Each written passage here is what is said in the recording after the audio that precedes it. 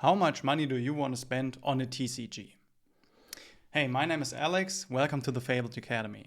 In this video, I want to talk with you about my most loved TCG at the moment, Flesh and Blood, and especially the price point on which you can play this game, because there is a YouTube channel called Deck Flair, and he made actually two videos about the cost of getting into a TCG on a competitive level.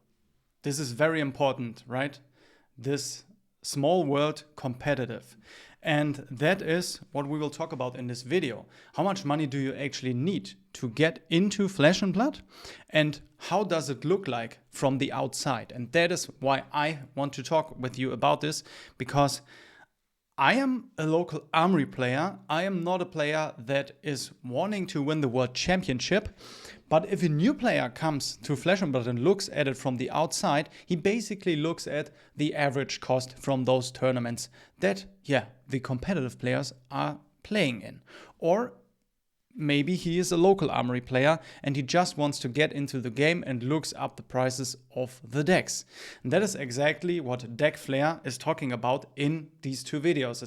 Specifically, we will take a look at how much does it really cost to compete in trading card games.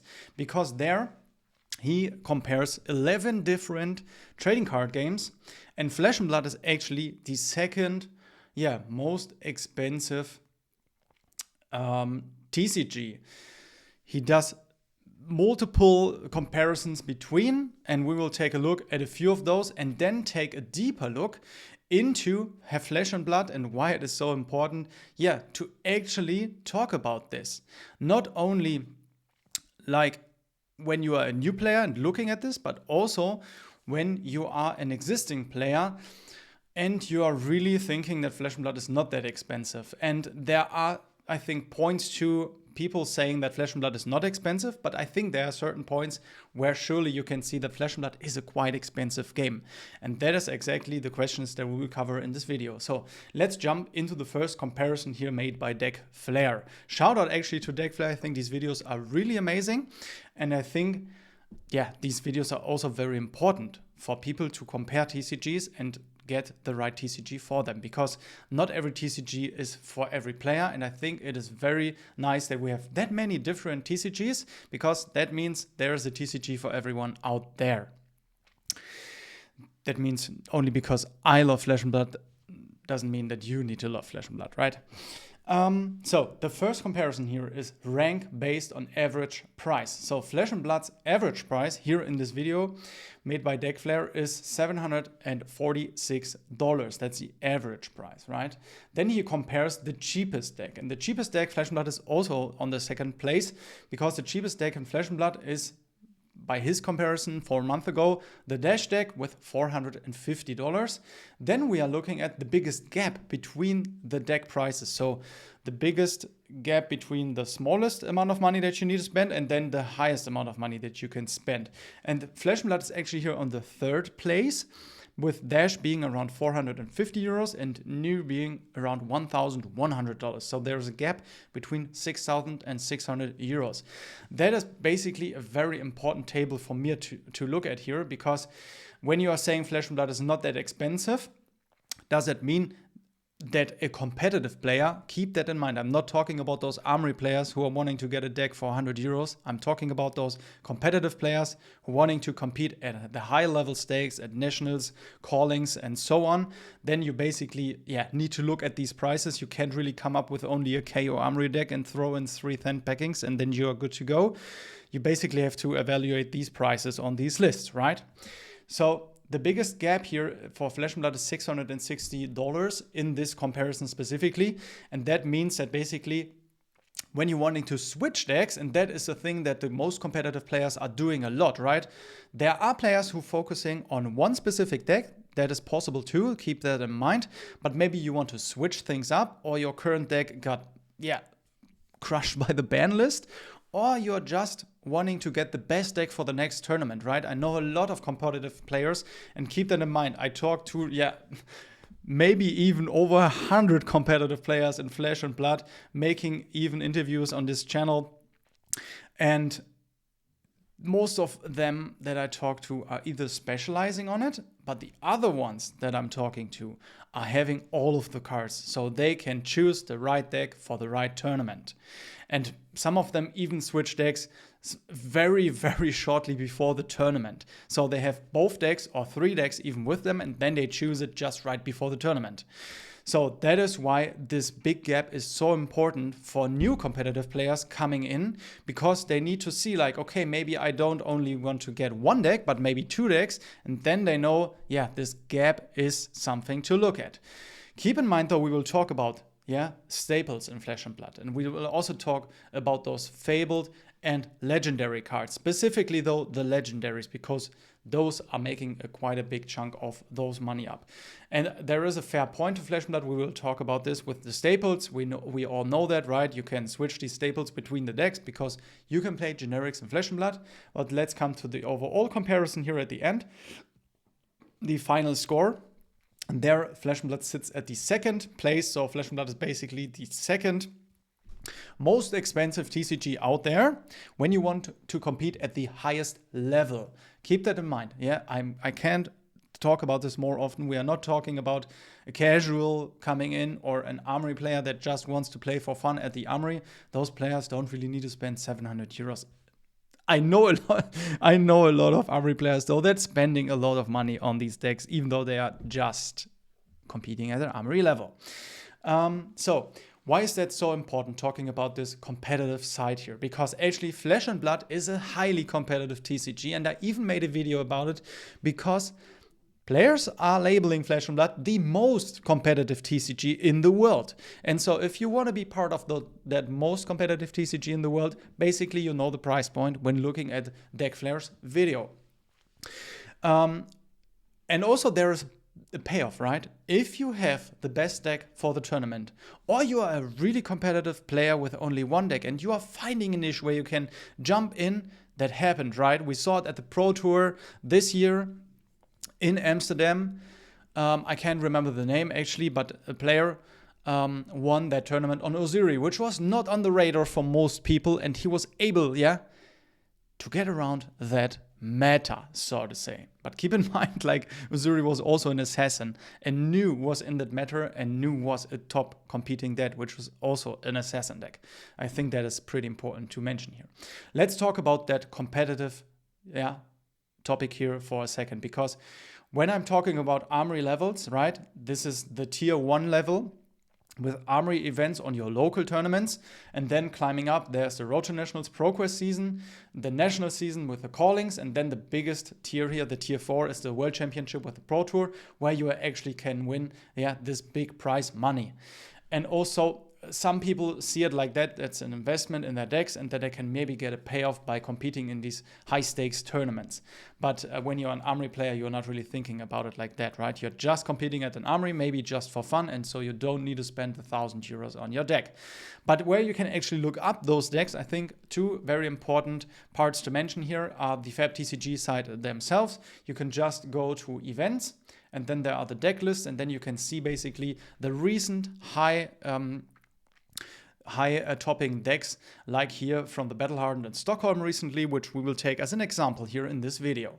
And then also there is February, I think a very important resource here for Flesh and Blood players, where they can look up deck lists, but also deck lists from just any player that makes them public. And with Fab TCG, it's basically only the real decks that were competing in a tournament in a recent time. But also you can just search any card here on February. And a card that I want to talk specifically here about is, of course, a staple in the game, Command & Conquer. Why am I choosing this? Because basically nearly every deck wants to run 3 copies of Command & Conquer. And so if you want to get a competitive player in Flesh and Blood, you really need 3 copies of this at around 60 to 85 euros here for the basic non-foil version. If you want an English copy, you need basically 85 euros, I think. 75 if you're going with ARC here starting, right? Then I want to mention a very important point here for those Armory level players, right? Like myself. You can basically, if you don't want to spend the money on Command & Conquer, basically get a similar effect with very, very many cards in the game, Flash and Blood really took care of this with printing specific cards for classes or a little bit less impactful cards that are generic like Command and Conquer that are not costing that much. An example here is Breaking Point. I will not mention every example here, but Breaking Point is an example for the Draconics. They're even getting a second Breaking Point, a little bit better Breaking Point, I think, in the next set, the Hunted. And Breaking Point basically is only a few cents here, right? So when you're an Armory level player and you are playing Draconic in the future, you can pretty much switch from Command and Conquer to Breaking Point or those new cards from the Hunted. Also an example here is Sandpacking if you want to play a KO, which is an Armory deck to begin with. Sandpacking, I play it myself. I got 3 copies of this and it is starting at €8.40. So that is a similar effect too to Command and Conquer, which you can switch out. But if you are getting serious on playing KO, then maybe you even need Sandpacking and Command and Conquer both. And that is, you pretty much, if you want to compete at the highest level, you need Command and Conquer. Also, this is not the only staple that we have. The weakest link is another example here. If you really want to compete at these high level stakes, the World Championship and Pro Tour, you need the weakest link at the moment too. 3 copies of it. A new generic from Path of Mistveil. It is also a disruption effect where you're basically letting your opponent discard a card and you are drawing a card off of it. A very, very impactful effect here. And that card is €50 each. You can count that up, right? With Command and Conquer and the weakest link with 6 cards only here if you want to compete at the Pro Tour or the World Championship. If you're really wanting to get to those top cuts. There are examples though, don't get me wrong, right? Where players were not really playing all of these expensive cards and also making it to the top cut. But I don't think really the first placing top 8 players are not playing these cards. Maybe I think even 100% of all the top 8 players are playing these cards. And when you look at the recent Battle Hardened in Stockholm, we have Jacob here. Congratulations to Jacob on taking down the Battle Hardened here with Zen, Tamer of Purpose. Looking at this deck list, of course, we're seeing 3 Command and Conquers and also 2 the weakest link. Excuse me, not 3, but 2 the weakest link here.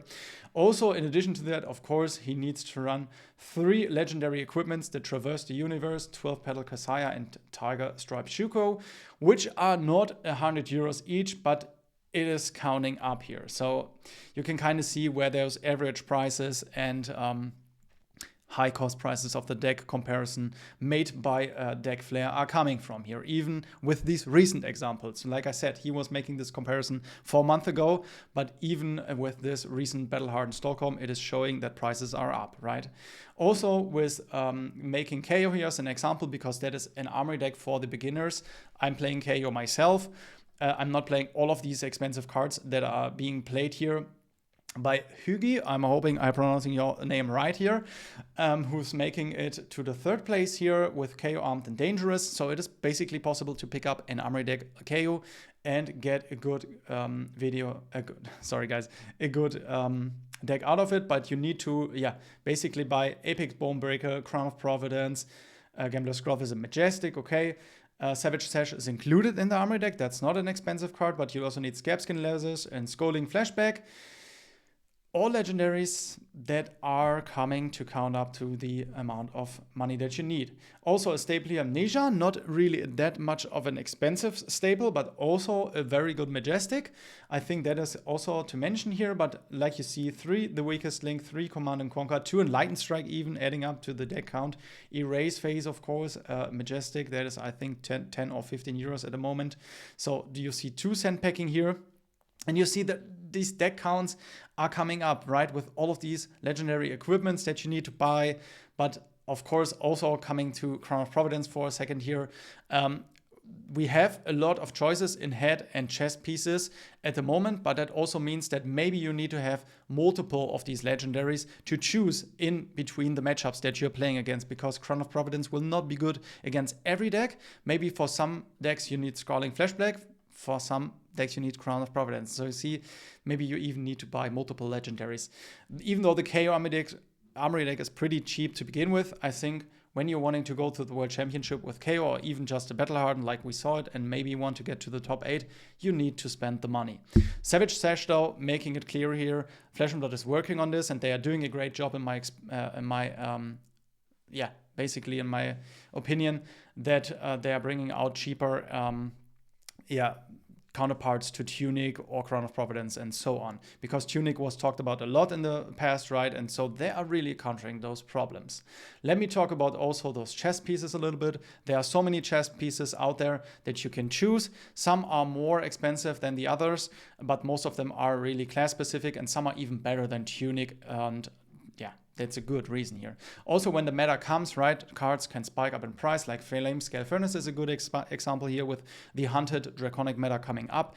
The card was really cheap, 44 euros. If you want to call that cheap, that's on you. But now it's spiked up to 70 euros because you need that card maybe in the next meta. Also, looking at the legendary count, if you're wanting to get into Flesh and Blood, the legendary count will only go up in the future, right? So more legendaries are being put into the game. That also means that not every legendary is neat.